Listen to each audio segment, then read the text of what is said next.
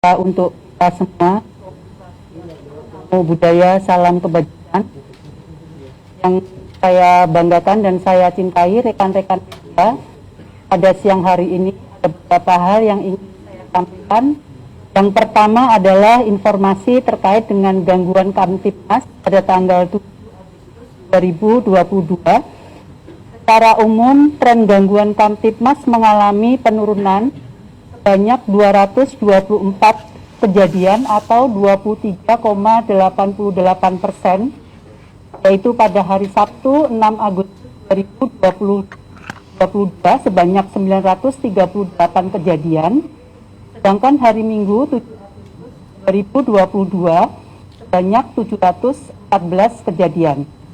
Dengan rincian, kejahatan sebanyak 689 kejadian, pelanggaran tindak pidana ringan 8 kejadian, bencana sebanyak 2 kejadian, dan gangguan terhadap ketentraman atau ketertiban sebanyak 15 kejadian.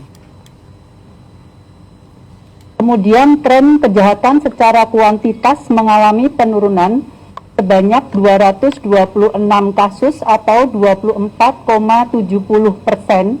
Pada hari Sabtu 6 Agustus 2022 ada 915 kasus, sedangkan pada hari Minggu 7 Agustus 2022 ada 689 kasus.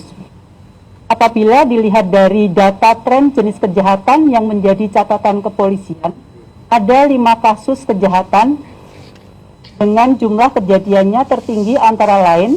Yang pertama, pencurian dengan pemberatan sebanyak 48 kasus, narkoba sebanyak 32 kasus, curanmor roda 2 sebanyak 21 kasus, pencurian dengan kekerasan sebanyak 6 kasus, kemudian sengaja menimbulkan kebakaran atau banjir atau pembakaran sebanyak 1 kasus. Sedangkan terkait dengan data laka lantas, jumlah kecelakaan yang terjadi sebanyak 291 kejadian, dengan rincian korban meninggal dunia 28 orang, korban luka berat 35 korban, dan korban luka ringan sebanyak 254 orang. Adapun kerugian material sebesar Rp686.213.000. Sedangkan untuk jumlah pelanggaran lalu lintas dengan penindakan e-tilang sebanyak 3.480 kejadian.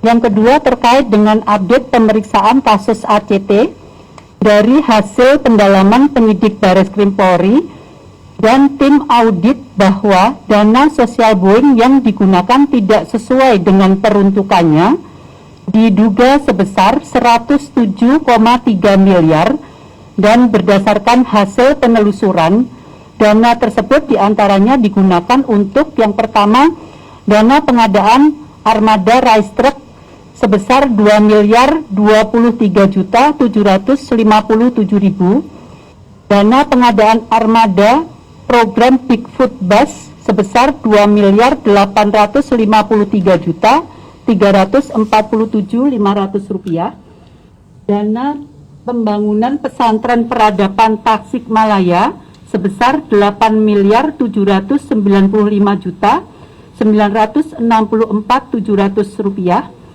dana talangan kepada Koperasi Syariah 212 sebesar 10 miliar rupiah, dana talangan kepada CV Cun sebesar 3.050.000.000 rupiah, dana talangan kepada PT MBGS sebesar 7.850.000.000 rupiah. Selanjutnya, dana untuk operasional yayasan yaitu berupa gaji, tunjangan, sewa kantor, dan pelunasan pembelian kantor, dan terakhir adalah dana untuk yayasan lain yang terafiliasi dengan ACT. Kemudian didapati fakta juga bahwa ternyata dana sosial Boeing yang digunakan untuk pembangunan sarana sosial sesuai dengan proposal ahli waris berdasarkan hasil audit diduga hanya sebesar 30,8 miliar rupiah. Dengan demikian, dana sosial Boeing yang diselewengkan yang pada awalnya berjumlah 40 miliar rupiah, namun setelah dilakukan audit bertambah menjadi 68 miliar rupiah. Kemudian pada hari Jumat minggu lalu dilakukan pendalaman dan hasil pemeriksaan oleh auditor bahwa dana sosial Boeing yang diselewengkan bertambah menjadi 107,3 miliar rupiah. Yang ketiga terkait dengan update kasus PT Asuransi Jiwa Adisarana Wana Arta. Adapun perkembangan penyidikan perkara yang dapat disampaikan adalah sebagai berikut. Yang pertama, modus MA memerintahkan 2 orang yang bertugas di bagian keuangan, yaitu TK, dan bagian operasional, yaitu YM, untuk melakukan pengurangan nilai premi atau jumlah polis yang menjadi tanggung jawab perusahaan sejak tahun 2012 hingga awal tahun 2020. Tindakan tersebut berdampak pada risk base capital PT Ajau melonjak dan mencatatkan keuntungan perusahaan meningkat. Yang kedua, MA selaku pemegang saham PT FCC yang merupakan pemegang saham pengendali pada PT Ajau juga bertindak sebagai karyawan kontrak dengan perjanjian PKWT sebagai ahli investasi sehingga dapat mengendalikan PT Ajau dari dalam dan memanfaatkan keuangan PT Ajau untuk kepentingan pribadi. Yang ketiga, ditemukan bahwa ada transaksi terhadap beberapa saham secara internal yang dilakukan oleh MA dengan PT Ajau yang mengakibatkan memberikan kerugian pada PT Ajau, diantaranya yaitu saham kode BEKS dengan nilai total transaksi sekitar 1,4 triliun. Selanjutnya, keuntungan yang dinikmati oleh pemegang saham kurang lebih sebesar 850 miliar dan masih terus bertambah seiring dengan fakta-fakta yang sedang ditelusuri. Yang pertama, dividen yang diterima oleh PT FCC meningkat secara bertahap mulai tahun 2012 seiring dengan bertambahnya pengurangan data polis yang dilakukan oleh MA dan kawan-kawan. Kemudian pada akhir tahun 2019, premi yang seharusnya tertera pada laporan keuangan PT Ajau adalah sekitar 13 triliun dengan jumlah polis sebesar 28.000, namun fakta yang tertuang di dalam laporan keuangan berada pada angka 3 triliun rupiah pada tahun 2019 dan 7,5 triliun pada tahun 2018. Hal tersebut mengakibatkan dividen yang harus diberikan PT Ajau kepada PT FCC meningkat secara signifikan mencapai sekitar 450 miliar rupiah. Selanjutnya, MA, EL, dan RF ditemukan menggunakan dana perusahaan untuk kepentingan pribadi seperti untuk entertain, perjalanan, hotel, dan lain-lain mencapai sekitar 200 miliar rupiah. Kemudian MA menggunakan namanya sendiri dan PT FCC melakukan transaksi saham dengan PT Ajau.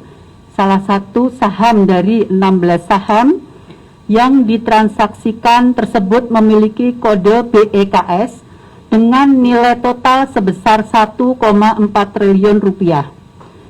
Dalam transaksi saham BEKS yang terjadi antara PT Ajau dengan MA dan PT FCC tersebut mengakibatkan PT Ajau menderita kerugian senilai 196 miliar rupiah yang menjadi keuntungan baik bagi MA maupun bagi PT FCC.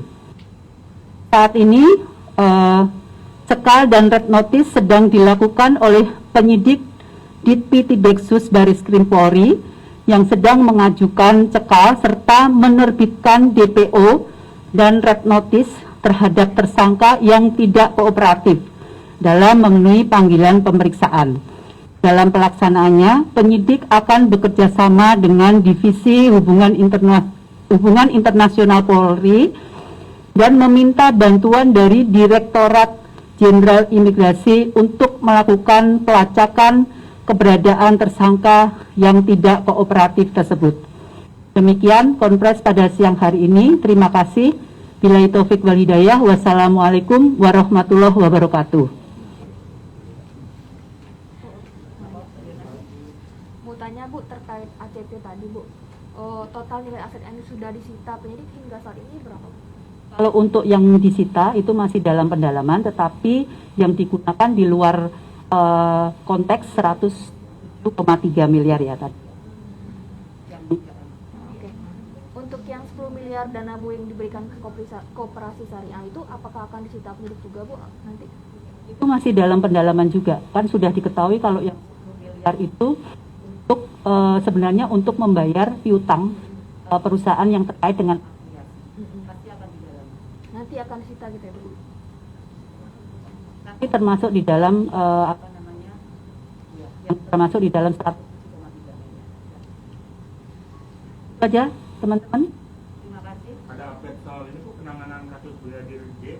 Ya, terkait dengan kasus Brigadir J, mari kita semua bersabar ya, menunggu, dan Polri komitmen menangani kasus tersebut secara profesional, akuntabel, transparan, dengan menggunakan metode scientific crime investigation.